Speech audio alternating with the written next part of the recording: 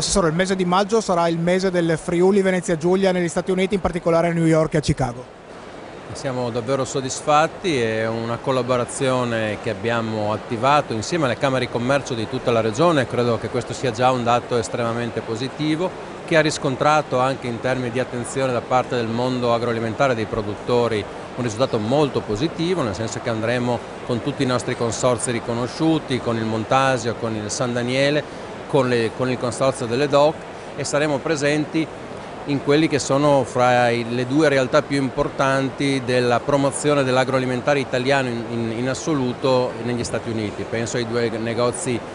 Eat Italy che sono a New York e a Chicago, con una presenza media di 150.000 persone a settimana. Quindi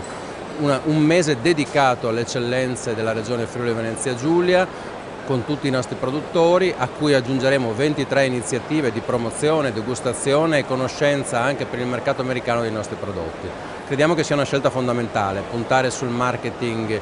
estero, puntare sull'esportazione dei nostri prodotti, sicuri di trovare anche dei segmenti di mercato che aspettano prodotti di eccellenza come i nostri. È una scelta importante anche dal punto di vista dell'impegno economico da parte della Regione, ma credo che con l'aiuto delle Camere di Commercio che ci sostengono in questo momento e con la convinzione dei nostri produttori è anche una scelta che potrà avere dei risvolti estremamente positivi. L'ho già detto in mattinata, i dati del nostro export agroalimentare sono